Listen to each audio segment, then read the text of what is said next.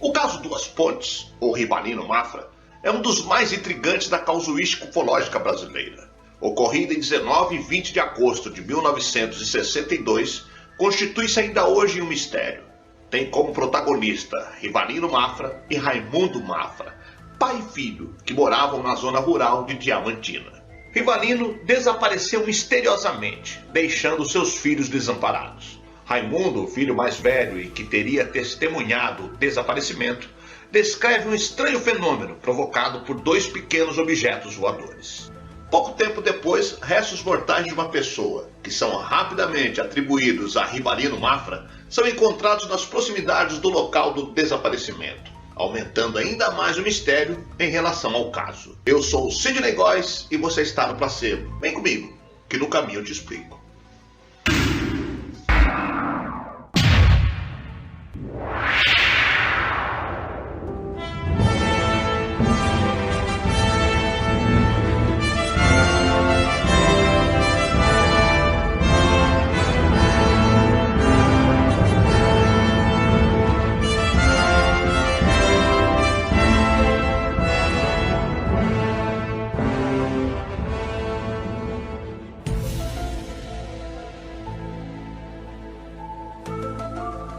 Em agosto de 1969, o relato de um menino pobre, analfabeto e tímido, provocou um baita falatório na cidade de Diamantina, repercutindo em todo o estado de Minas Gerais e além de seus limites. Raimundo Aleluia Mafra, de 12 anos, órfão de mãe, auxiliava seu pai Rivalino Mafra da Silva nas suas atividades de calçada e garimpagem, responsabilizando-se também pela assistência a 2 de seus 4 irmãos menores. A residência da família Mafra era um casebre completamente isolado. Por dezenas de vezes, o menino repetiu seu relato ao tenente Wilson Lisboa, delegado de polícia do município, ao juiz de direito, aos médicos, sacerdotes, jornalistas e a centenas de pessoas que, apesar de refugarem a versão de Raimundo, ficaram impressionados com sua coerência e tranquila convicção. Ele alegava que o seu pai Rivalino tinha desaparecido diante de seus olhos, cercado por um redemoinho de poeira amarela levantada por 2 pequenos objetos postados à porta do casebre, e chorava mansamente, convencido de que seu pai jamais voltaria. Logo após a desaparição de seu pai, Raimundo procurou vestígios seus da vizinhança e foi chamar o Sr. João Madalena de Miranda, funcionário de uma fábrica distante. Chegando este amigo ao local da desaparição, uma clareira de terra batida, notou que ele parecia ter sido cuidadosamente varrido, numa área cujo raio media 5 metros. As buscas, já sob a direção da polícia de Diamantina, começaram no mesmo dia e continuaram por muito tempo. Cães amestrados da polícia militar chegaram a Belo Horizonte, mas não encontraram rastros do garimpeiro. Os voos de aves de rapina eram acompanhados atentamente como possíveis indícios para a localização do corpo de Rivalino. O cônego José Ávila Garcia, vigário de Diamantina, apesar de não acreditar na versão do menino, revelou que na semana antecedente ao desaparecimento de Rivalino, um funcionário do Departamento dos Correios e Telégrafos, o Sr. Antônio Rocha, avistou 2 bolas de fogo voando em círculos a grande velocidade e baixa altitude, exatamente sobre Duas Pontes, onde residia o garimpeiro. O Sr. Antônio Rocha confirmou ao repórter do Diário de Minas esta comunicação. Após o exame clínico efetuado em Raimundo, o médico Dr. João Antunes de Oliveira revelou nada ter descoberto de anormal, além do estado de desnutrição. O menino pareceu em boas condições mentais. Por iniciativa do Juizado de Menores, Raimundo foi conduzido a Belo Horizonte pelo comissário Antônio da Cruz. Nesta capital, ele repetiu a história com os mesmos detalhes. Antes de interná-lo no João Pinheiro, o Instituto para a Proteção e Instrução de Menores Desvalidos, o juizado providenciou exames psiquiátricos e testes psicológicos, cujo resultado em nada contribuíram para solucionar a questão. No depoimento, Raimundo disse que cerca das 20 horas de 19 de agosto daquele ano, encontrava-se com seu pai Rivalino Mafra da Silva num cômodo de sua residência, onde dormiam 2 de seus 4 irmãos menores. Ele e o pai achavam-se agachados em torno de um pequeno fogo que fizeram no chão de terra batida do quarto, próximos a uma porta que liga o mesmo à cozinha. Em certo momento, seu pai chamou-lhe a atenção para uma sombra escura e indefinível que deslizava silenciosamente pela cozinha na direção de um outro cômodo. Essa silhueta foi descrita como tendo 4 pernas, mas delas o menino nada pôde precisar, afirmando apenas que tinha alguma semelhança com um homem a engatinhar.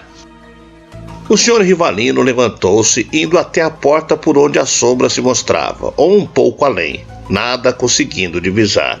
O menino admite que o medo poderia ter impedido ao seu pai uma revista do resto do casebre escuro, mas garante que as trancas internas das 2 únicas portas, uma da cozinha e a outra da sala, estavam fechadas. Voltando para o quarto, o senhor Rivalino viu-se na impossibilidade de dormir, assim como seu filho. Em certa altura, ouviram ambos vozes humanas, grossas e enroladas, citando o nome do seu Rivalino e dizendo que tão logo iam matá-lo, tão logo saísse de casa. Ouviram também um ruído semelhante a um som de despertador, proveniente de fora da casa. O garimpeiro e seu filho atravessaram a noite sem dormir. Às 6 horas da manhã do dia seguinte, 20 de agosto, segunda-feira, Raimundo preparou-se para sair de casa e buscar a montaria de seu pai no terreiro anexo.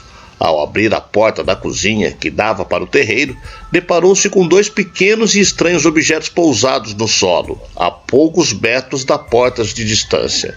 Diferindo na cor, eram idênticos quanto à forma e tamanho.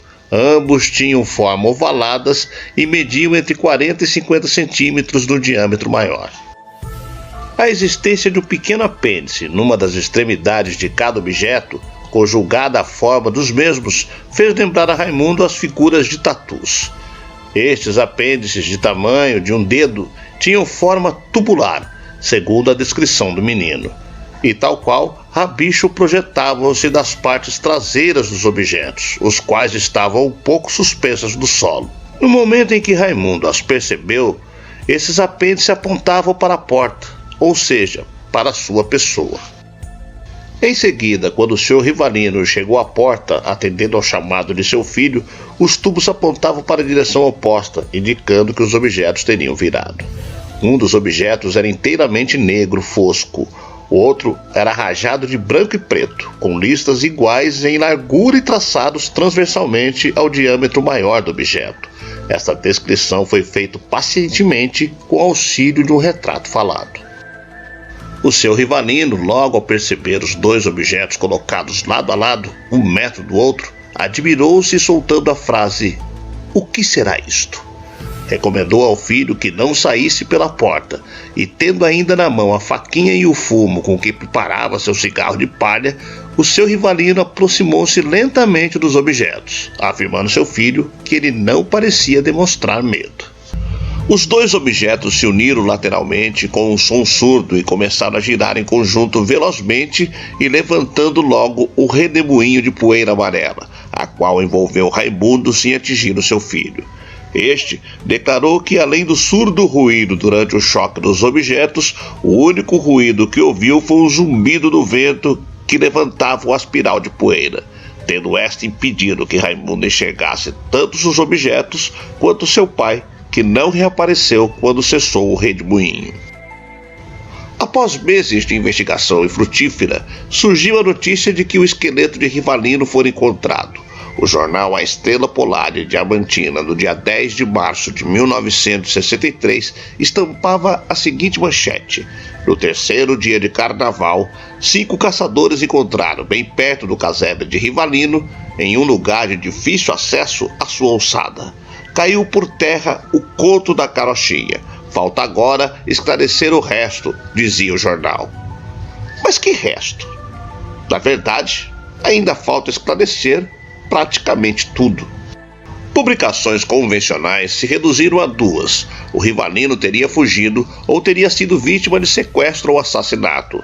Primeiro caso, a história apresentada pelo filho seria um álibi inspirado pelo próprio Rivalino para cobrir a sua fuga. Segundo, seria um álibi engendrado por criminosos. Nos dois casos, portanto, haveria participação do filho, para a cobertura de um episódio que estranhamente contrariava o interesse e a segurança do mesmo. Ele demonstrou gostar do pai e acabou ficando sozinho com os dois irmãos menores. De qualquer forma, estranha-se que sua notória timidez e inexperiência não o levasse a vacilar em qualquer ponto dos repetidos depoimentos que teve que prestar à polícia, juízes, sacerdotes, médicos, jornalistas e finalmente ufologistas. Mais estranho ainda é que, para encobrir um crime, se apresentasse o álibi de tão forma sofisticada e discrepante no contexto sociocultural, a ponto de chamar a atenção não só da polícia de Diamantina, como do estado inteiro. O efeito da história seria, então, o oposto de um álibi. Se a história do menino é inteiramente fruto de delírio e alucinação, como explicar que o exame psiquiátrico não tenha revelado os sintomas correspondentes? Como explicar que o menino tenha projetado no ambiente conteúdo intrapsíquicos de implicações tecnológicas tão avançadas e relativas a um tipo de fenômeno do qual jamais ouvira falar? Na literatura específica dos discos voadores há referências a diminutos objetos telecomandados, semelhantes ao descritos pelo menino. Pela raridade de suas fontes, tais referências mantiveram-se praticamente restritas aos especialistas, sendo obviamente inacessíveis a crianças analfabetas do meio rural. Outro ponto a explicar é a presença de objetos aéreos não identificados nas proximidades do casebre de Rivalino uma semana antes do seu desaparecimento, assim como a extraordinária varredura do terreiro onde ele ocorreu. Quanto ao esqueleto encontrado, se encontrado, que tipo de exame possibilitou relacioná-lo a Rivalino? Se a ossada foi descoberta perto de sua moradia 6 meses depois, como se explica que seu cadáver não fosse encontrado após dias de buscas minuciosas, enquanto era devorado por urubus e outros animais necrófagos? O cadáver não seria consumido por animais se estivesse enterrado, mas então o prazo de 6 meses seria insuficiente para que se resgatasse apenas o esqueleto limpo. Caso este seja realmente de Rivalino, resta a hipótese de que sua carne tenha sido consumida de forma total e quase instantânea por meios não convencionais. Parece, portanto, que no caso Duas Pontes, tudo resta a explicar.